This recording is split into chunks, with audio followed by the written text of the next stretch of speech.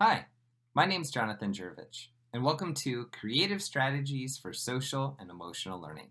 Now, before we get started, I want to tell you a little bit more about myself. I am the 2018 Ohio Teacher of the Year, and I am starting my 15th year in education. I teach at Liberty Tree Elementary School, which is in the Olentangy Local School District, which is in central Ohio, just north of Columbus. And as the art educator at that school, I get the opportunity to engage my students in explorations of culture, of materials, of famous artists, of creativity, and also social and emotional learning, or SEL. Now, this is a huge buzz phrase right now, and you might be like me. Whenever there's a buzz phrase and it feels like it's coming out of everyone's mouth, you immediately turn into this like grumpy troll, and you're like, no, I don't want to hear about it anymore. Let's move on. Well, in this case, I really want you to lean in with me. This is important work, and one of the reasons why it is such a buzz phrase right now is because it's critical, it's important, and it's something that we should all be talking about. But what is social and emotional learning anyways? Well, let's start with the definition. The process through which children and adults understand and manage emotions, set and achieve positive goals, feel and show empathy for others, establish and maintain positive relationships, and make responsible decisions. Now, folks, listen. These are not soft skills, okay? So let's quit saying that phrase because there is nothing soft or mushy about them. Instead, these are critical skills that we need as we learn what it means to be human. Critical skills of human development, social and emotional learning skills, but these are not soft skills, okay? Now that we've got that handled, let's talk about the essential questions for these next 5 modules for this course that we're going to embark on together. What does it mean to have a classroom that focuses on social and emotional learning?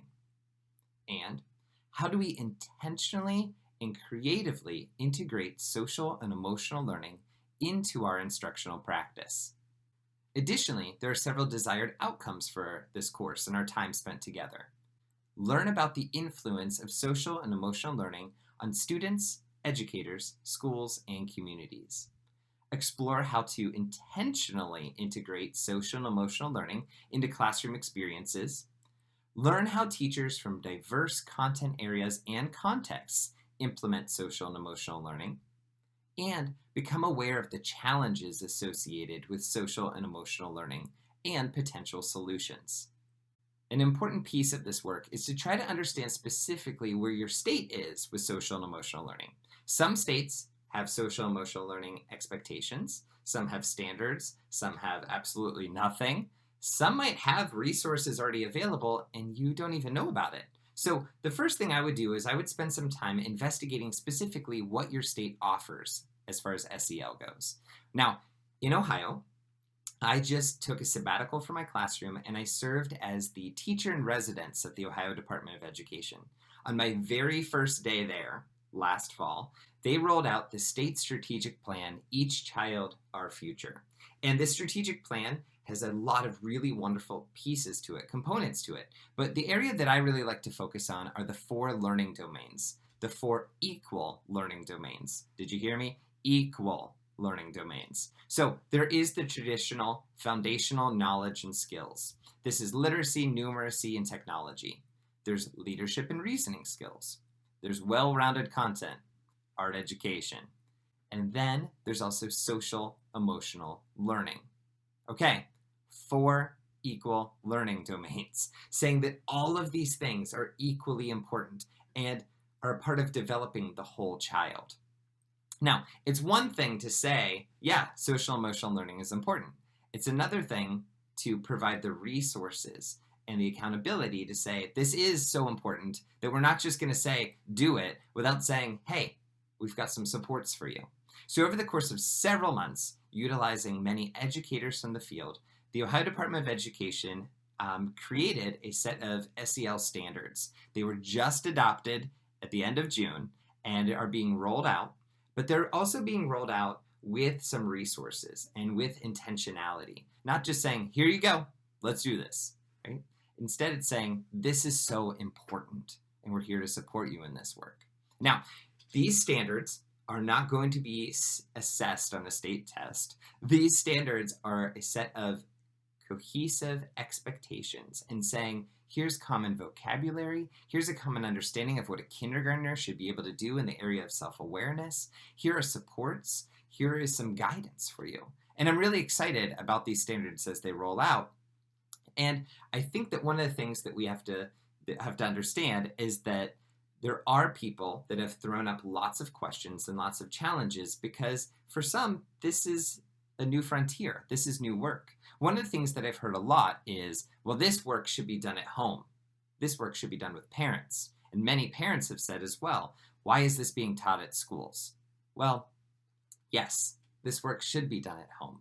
This should be done with mom or dad or grandma or the adult at home. This social emotional learning is a part of being a part of a family, but it's also about being a part of a school, being a school member, being a student, being a fellow classmate, and our engagement with one another, with people that are different than us. That is a huge part of social emotional learning.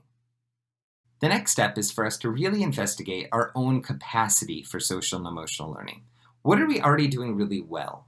Or what resources do we already have that we could utilize in a different way? If we take a step back and really look at our instructional practices, we'll find that if we're just a little bit more intentional with our planning or a little bit more purposeful with implementation, we're already doing this work in really important ways. I had a great conversation with my friend Corey Bowman. He's the 2017 Minnesota Teacher of the Year and a high school English teacher at Mound Westonka High School. Take a listen. I would just say if there are teachers out there that are hearing this term and want to do a little investigation on it, I think what people will see is that a lot of it is really intuitive, and that we're doing a lot of this work, and it's naming the work we're already doing, and it's about formalizing relationships and the work we do with relationships. And I think that knowing the terms and knowing the research behind it is important, especially if you're in a school where they say, well, we just don't have time for this. But if you turn around and say, well, here's why it's important. Here's the research about what's occurring right now. Here's what the state standards are saying about it. Then you have validity. You have validity to your argument. And I think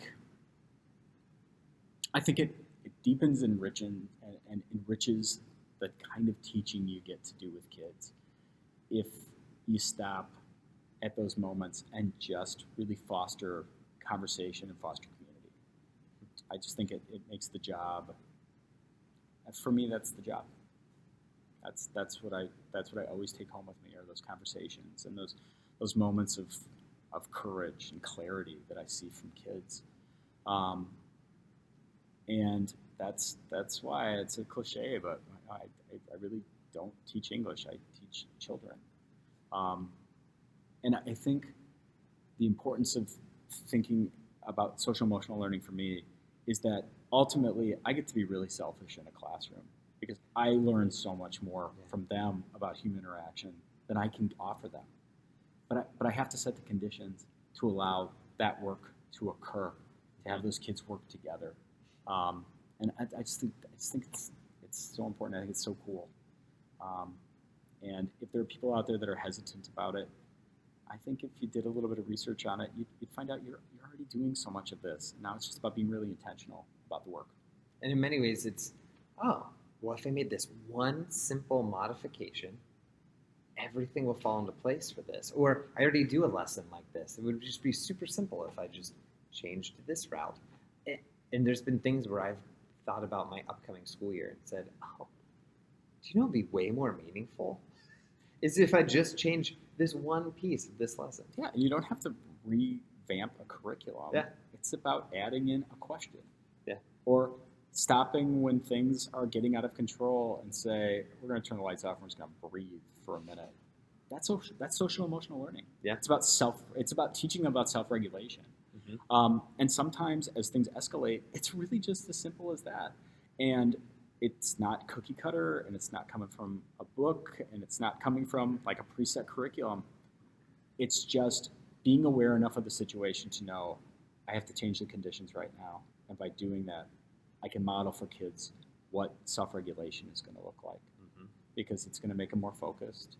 You're going to be able to do more intentional work with them in terms of your coursework, and it's going to make these students just be happier, well-rounded people. And I don't know about you, but I think that always makes my job a lot easier. Yeah,